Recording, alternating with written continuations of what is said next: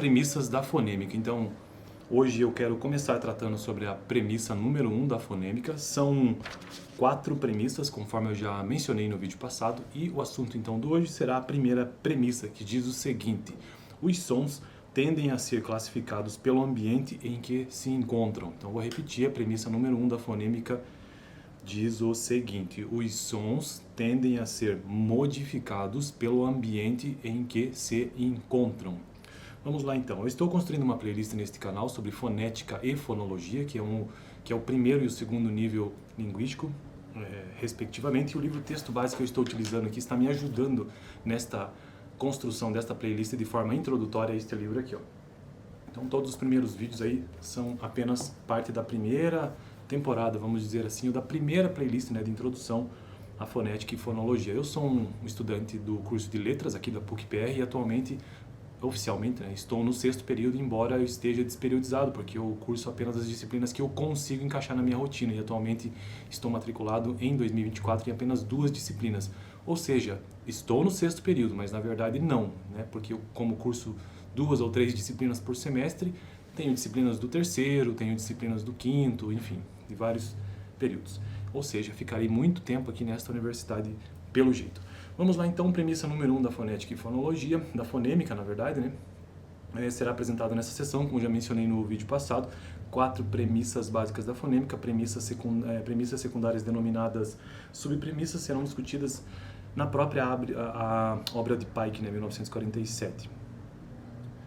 Então, premissa número 1, os sons tendem a ser modificados pelo ambiente em que se encontram.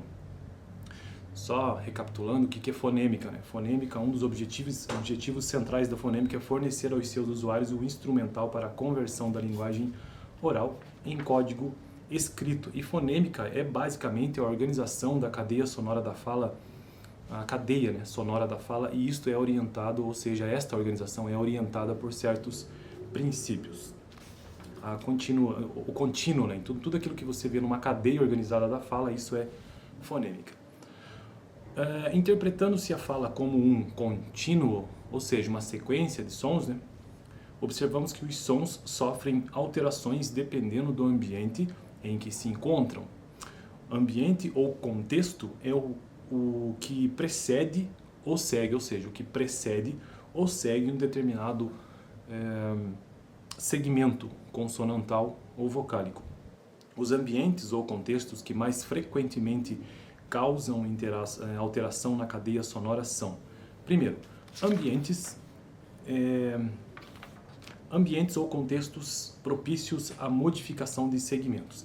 E hoje eu quero tratar somente sobre esse primeiro contexto, né, ou então ambiente desta premissa número 1. Por que esta premissa número 1 que diz o seguinte, né, os sons tendem a ser modificados pelo ambiente que se encontram? Essa premissa ela traz alguns ambientes ou alguns contextos, sendo que o primeiro é este, ambientes ou contextos propícios à modificação de segmentos.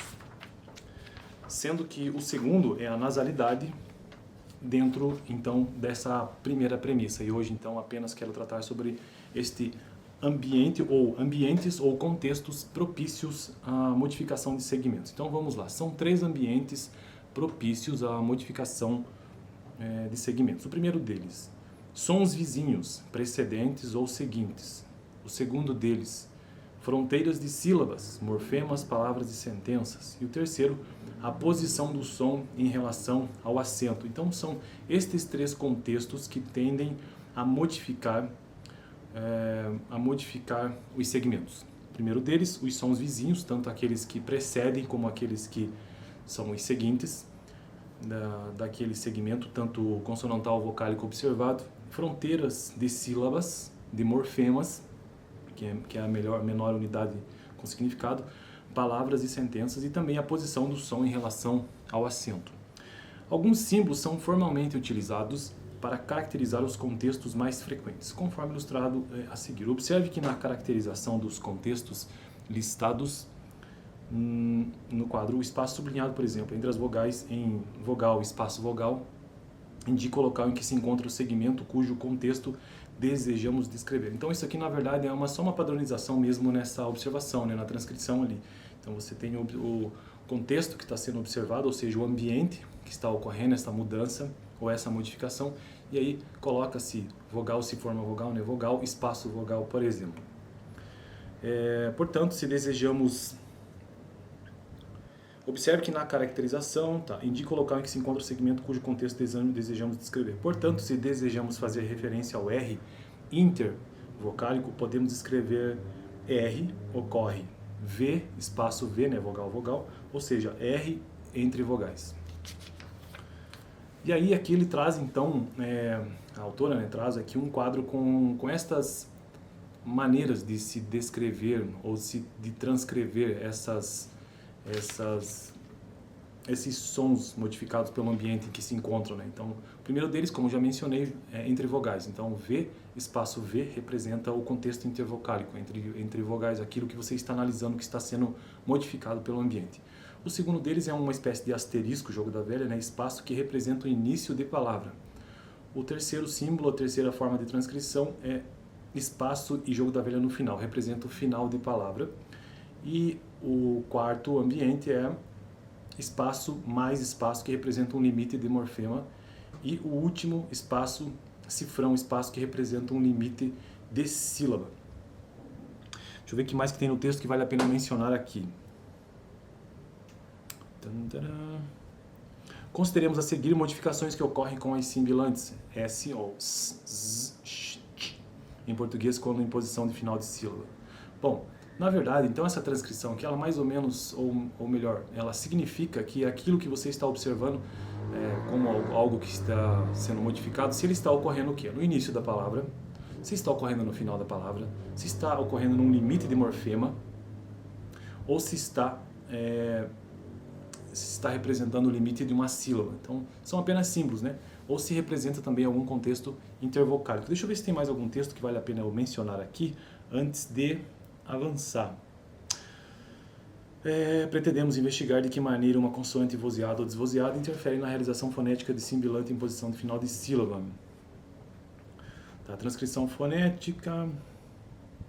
Você deve ter observado... Bom, isso aqui eu vou deixar para o próximo vídeo, parte 2, então, sobre o ambiente ou os contextos propícios à modificação de segmentos, e vamos verificar um pouco melhor sobre isso. Beleza? Isso fica para o próximo vídeo. Toda segunda-feira eu tento trazer um vídeo de revisão aqui. Primeiramente eu gravo esse vídeo para mim mesmo, né, para que eu possa fixar melhor o conteúdo. E de repente alguém assiste o vídeo e tem algum proveito nisso também. Então, no próximo vídeo, continuação sobre essa primeira premissa, né, da fonêmica, que diz o seguinte: os sons tendem a ser modificados pelo ambiente em que se encontram. E aí, hoje tratei sobre esses ambientes, né, ou contextos, né, propícios à modificação de segmentos, ou seja, sons vizinhos, fronteiras de sílabas, morfemas, palavras e sentenças e a posição do som em relação ao acento. Eu fico por aqui até segunda-feira que vem. Dá uma olhada no vídeo passado, caso você queira, onde eu apenas mencionei as premissas da fonêmica, que são 4.